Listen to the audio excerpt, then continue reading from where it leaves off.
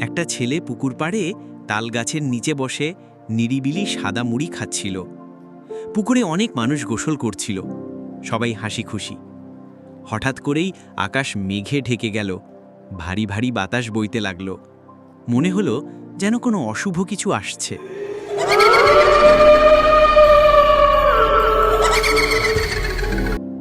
ঠিক সেই মুহূর্তে তালগাছের মাথায় হঠাৎ করে কয়েকটা অদ্ভুত ছায়া দেখা দিল। ভূত!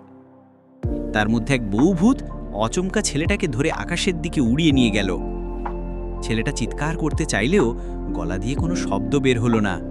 সে শুধু অনুভব করল সে ভূতের পিঠে বসে আকাশের আরও উপরে উঠছে, আরও দূরে। অবশেষে তারা ছেলেটাকে এক অজানা অচেনা জায়গায় ফেলে রেখে অদৃশ্য হয়ে গেল। এদিকে গ্রামের মানুষ খুঁজে খুঁজে হাল ছাড়ল না।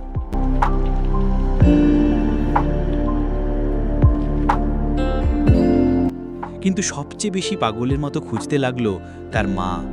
তিনি ছুটে বেড়ালেন, কেঁদে কেঁদে ডাকলেন, ওরে আমার বাছা, তুই কোথায় গেলি রে?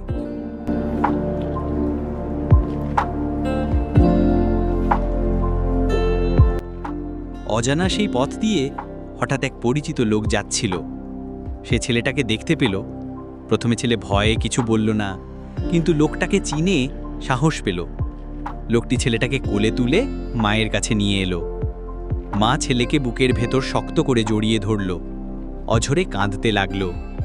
মা ফিসফিস করে বলল, পৃথিবীতে যদি কারো ভালোবাসা সবচেয়ে বেশি সত্যি হয়, সেটা হলো মায়ের ভালোবাসা।